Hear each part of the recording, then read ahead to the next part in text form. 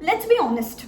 8 out of 10 CA intermediate students are failing in this one subject, and not just about January attempt. I'm talking about multiple last 4 to 5 attempts. Students have been failing in this one subject, and high chances that they will fail in this one subject in the upcoming attempt as well, because ICAI has got your nerves कि ये paper है जहाँ पे बच्चे goof up कर रहे हैं, and that paper is taxation. Even you are well aware of this. अभी ना ICAI ने ना multiple attempts से देख रहे हैं कि बच्चे यहाँ पे perform नहीं कर रहे, so that I think this is the paper which might come difficult in the upcoming examinations as well.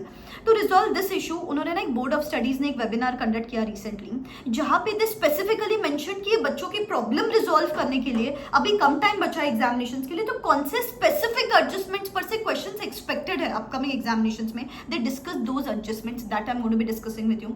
इसके साथ साथ मैंने ना आरटीआई कॉपीज गो थ्रू किए स्टूडेंट्स के, and I understood that there are some mistakes जो students कर रहे हैं, जिसको छोटी से छोटी ट्वीक्स अगर आप कर दोगे आराम से आपके इस सब्जेक्ट में 10-15 मार्क तो ऐसे ही बढ़ जाएंगे. इसके साथ साथ मैंने ना एग्जामिनर कमेंट्स गो थ्रू किए, and I understood some silly mistakes which students are doing. अगर ये एडजस्टमेंट्स पर से अगर आप मिस्टेक्स अवॉइड करोगे तो आपके 100% अपकमिंग एग्जामिनेशंस में मार्क्स बढ़ जाएंगे. So based upon examiner comments, RTI copies and webinar, मैं आपको बताऊंगी कि इस पेपर को कैसे डील करना है to avoid the failure in the upcoming examinations. तो प्लीज मुझे ध्यान से सुनना, एंड तक सुनना, और ऐसे काफी सारे वीडियोस चैनल पे आते रहेंगे. सब्सक्राइब करके रखना, बेल आइकॉन हिट करके रखना.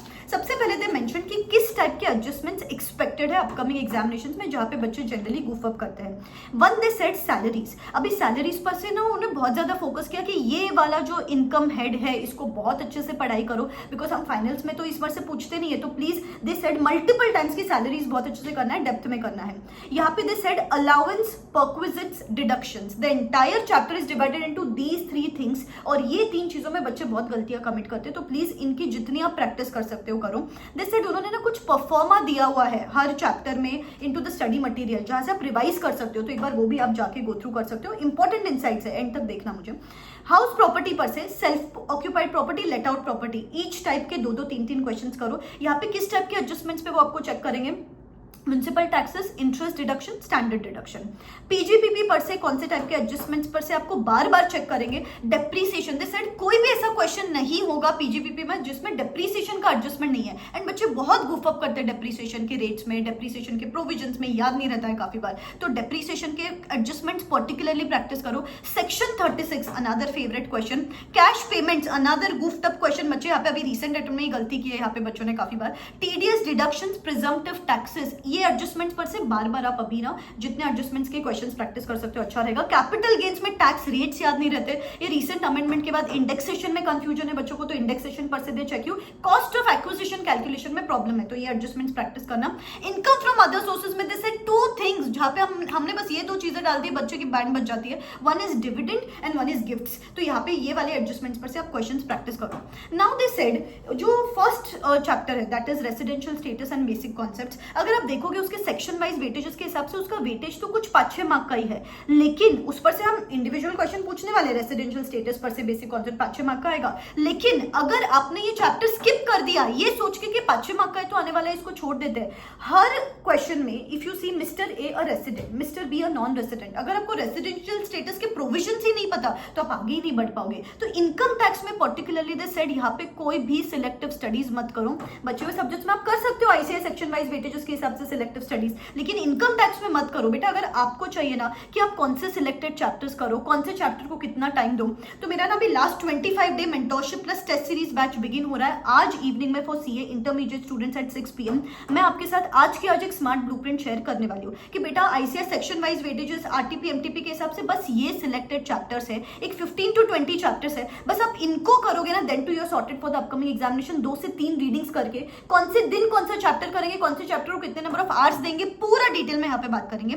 इसके साथ साथ मैं डिटेल टेस्ट सीरीज कंडक्ट करवाऊंगी, हर सब्जेक्ट के 7 टेस्ट दूंगी जिसको आईसीआई स्टैंडर्ड्स के हिसाब से इवैल्यूएट करके दूंगी, सो दैट ऐसी गलतियां ना हो आपकी एग्जामिनेशंस में जाके. सिलेक्टेड क्वेश्चंस प्रोवाइड कर दूंगी based upon ICAI RTP MTP question banks पर से कि बस ये सिलेक्टेड क्वेश्चंस करो then to you are sorted for the upcoming examinations. ऐसे सेशंस मैंने यहाँ पे क्यूरेट किए to match the difficulty levels of ICAI these days. All of this is just available at ₹1599. Description box में link दे देती हूँ, go and check it out. You will get an atmosphere, a vibe which is unbeatable. इतने सारे लोग हैं जिन्होंने अभी पढ़ाई शुरू की है, but now when they are ready to hustle harder ना, आप खुद भी वो कंपटीशन के मारे आप भी पढ़ाई करने लग जाते हो. मैंने बस टाइम टेबल को स्टिक किया है, मतलब मेरे जो शेड्यूल है नॉट नेसेसरीली 6 to 9 है, बट जब भी मैं उठ रहा हूँ उसके बाद 3 घंटा उसके बाद हाफ घंटा जो भी आपने दिया है वो मैं स्ट्रिक्टली फॉलो कर रहा हूँ। जो भी आपने टारगेट्स दिए हैं ना, ऐसा नहीं है कि उनको उतना टाइम लग रहा है, उससे कम ही टाइम में वो हो जा रहे हैं। और उसके साथ मैंने पोर्शन वाइज टेस्ट है ना, तीनों पर सब्जेक्ट, तो मैंने जो सब्जेक्ट पूरा किया है उसके 3 पोर्शन वाइज टेस्ट दे दिए हैं।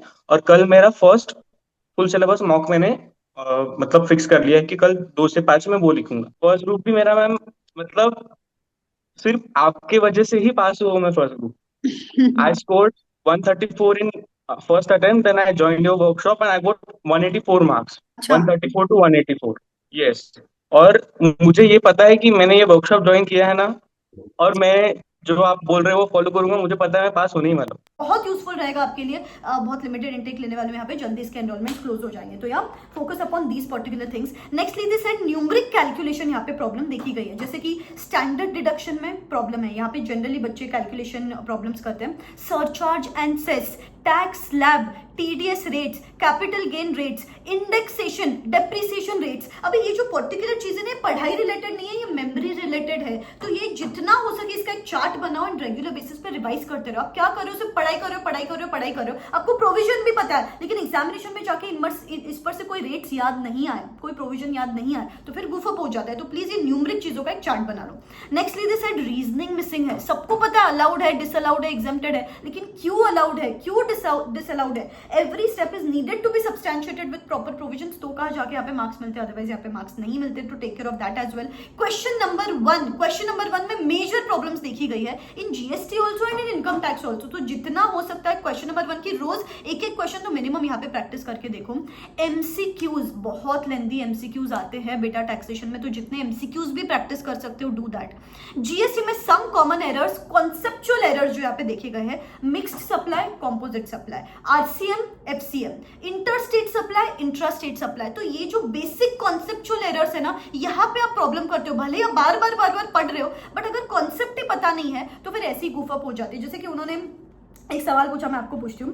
Tax on services supplied by GTA to partnership firm in respect of transportation of goods by road, is it payable under RCM और एफसीएम? जो भी आपका आंसर है मुझे कमेंट सेक्शन में जरूर बताना। इससे कॉन्सेप्चुअल एरर्स देखे गए हैं और इस वजह से फिर फर्स्ट स्टेप पे प्रॉब्लम है एंड देन पूरा आंसर प्रॉब्लम हो जाता है। थियोरी में प्रॉब्लम है यहाँ पे, जैसे स्पेक्ट्रम अलोकेशन सर्विसेज पर से एक रिसेंट अटेम्प्ट में क्वेश्चन था, उसके बाद अभी रिसेंटली कुछ फ्लो ऑफ क्रेडिट पर से क्वेश्चन था। थियोरी क्वेश्चंस अंडर परफॉर्म्ड है, so please take care of that as well. GST में interest calculation, number of days calculation, यहाँ पे ऐसी न्यू कैलकुलेशन बेस्ड चीजें देखी गई है, प्रॉब्लम होती है। तो क्योंकि आपको काफी बार वो लिमिट्स नहीं पता होते, नंबर ऑफ डेज पता नहीं होते, ये चीजें आप याद नहीं रहते हो, मेमोरी बेस्ड चीजें अगेन। तो यहाँ पे अगर आप चार्ट्स बना के प्रैक्टिस कर सकते हो तो अच्छा है। तो बेटा ये कुछ चीजें हैं, इंपॉर्टेंट चीजें, अगर आप इनको ध्यान रखते हो ना, I am sure upcoming examinations में आपके मार्क्स बढ़ जाएंगे। ठीक है, तो पढ़ो, इस तरीके से पढ़ो एंड काफी सारे वीडियोस चैनल पे आते रहेंगे। बस अभी ना नेक्स्ट 20-25 डे जी जान लगा दो अभी पढ़ाई के लिए। ठीक है, all the very best, bye bye, take care.